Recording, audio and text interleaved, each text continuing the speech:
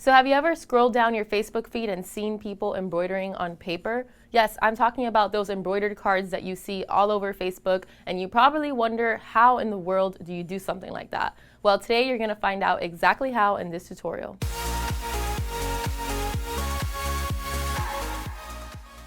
So embroidering on cards gives you a lot of variety because there's really so much you can do with it. In today's episode, I'm going to show you guys how to embroider a birthday card, but there are so many other occasions where you can embroider on cards like wedding invitations, thank you cards, baby showers, Christmas, you name it.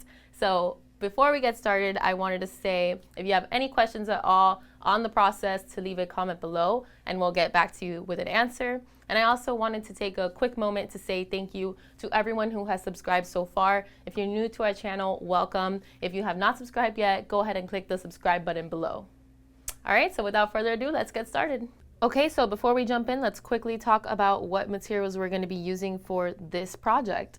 So first off, you are going to need your cardstock. Now you can find this at any fabric store or arts and crafts store like Joann's, Michael's. I got a pack of 50 multicolored ones from Joann's for under $3, so it's quite inexpensive. Next, we're going to talk about our design. Now I'm gonna make this a birthday card, so this is just a quick test that I ran yesterday. This is actually embroidered on a piece of cardstock, which I then cut out and then put onto another piece of cardstock. But for this project, it's going to be different. I'm going to embroider it right on the front of the card so you guys can see it. But for the design, you want to get something that is digitized specifically for cardstock. It cannot have that many holes, otherwise it's going to tear the paper, which is why you're going to see a lot of card designs being kind of low on density. You also want to avoid any solid fills or any satin stitches, and you want to make sure that the stitch lengths are a little bit longer because you definitely want to decrease the amount of holes in the fabric, or in this case in the paper, because you don't want the design to actually just pop right out of your card. So now that we're on the topic of decreasing perforations, I also wanted to mention what type of needle you want to use. You're going to want to use a sharp point needle, either a 7511 sharp point or a 7010 sharp point. In my case, I am using a 7511 sharp point and it turned out fine. Now, you do want to make sure that you are using your sharp point needle and not your bob point, because with your bob point, you do run the risk of your paper shredding and tearing. All right, so now let's talk about what type of stabilizer to use. Now, a lot of you are probably going to want to use tearaway because it is more aesthetically pleasing, but regardless of what stabilizer you use, you're still going to have your stitches showing in the back of the card, so you're still going to have to cover it with something else, maybe another piece of cardstock. So I recommend using your cutaway stabilizer because it is the most stable and it's going to handle the most stitches. So if you want to get a nice big design on there, definitely use your cutaway stabilizer.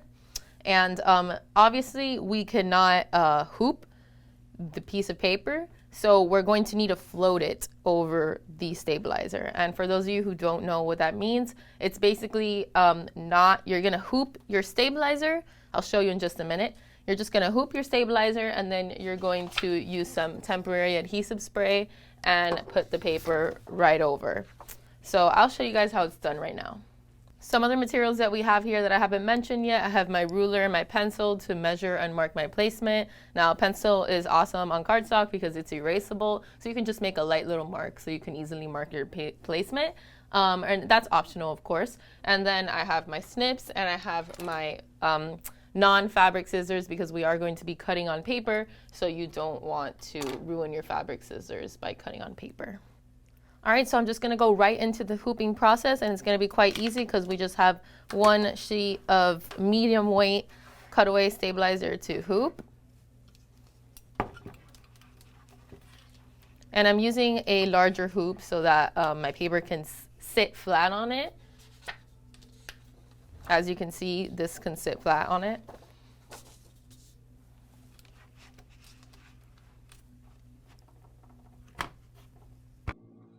All right, so I have my piece of cutaway stabilizer hooped, and now I'm going to take my piece of cardstock, and as you can see, I already have some marks that I placed in order to make some margins for myself.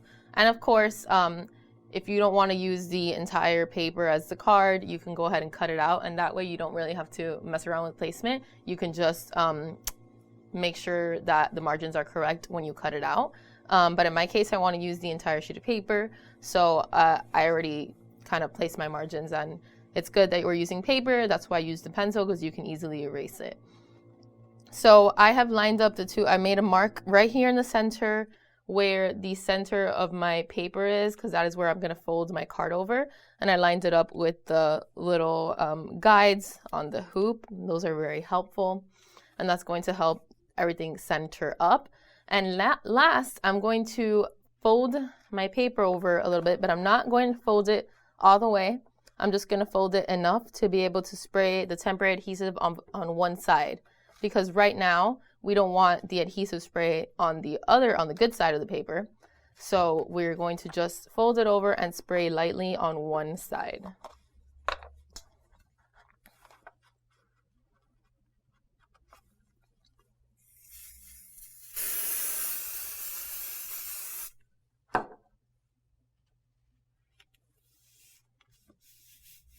So a lot of you have been asking to see more videos on the EM1010. So here it is. We're going to embroider this piece of cardstock on our EM1010.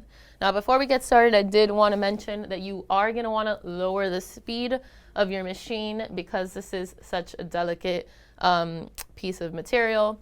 I'm going to embroider it at 500 stitches per minute.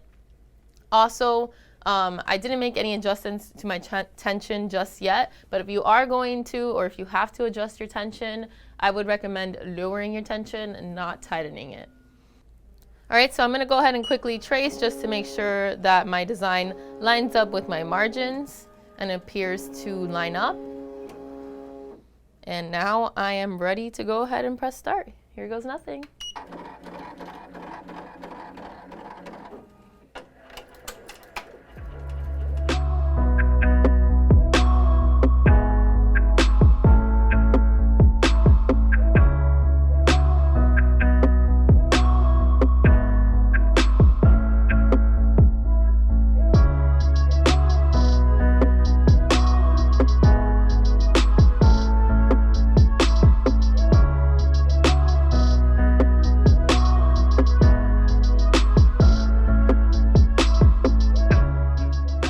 So here we have our finished embroidered product. Now there are some embellishments that we still need to make to this card, and this is the fun about it, that you can really do whatever you want with it. In the last one, I put my initial in the middle. You can put stickers on it. You can even print something on the card and then embroider it.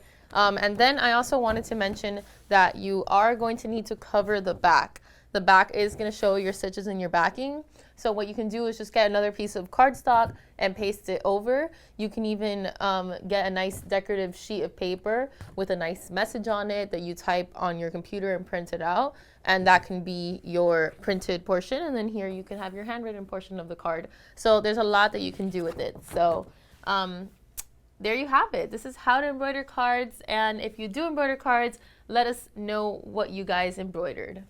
Alright, so there you have it. I hope you guys enjoyed this video. Thank you for watching. If you like this video, please make sure to hit the thumbs up button below and to subscribe to our channel. And also don't forget to sign up for our newsletter, which I have linked below if you want to get emails with our content mailed directly to you. Last thing before we go, I want to invite you guys to our Facebook group, Embroidery and Custom Apparel Mastery.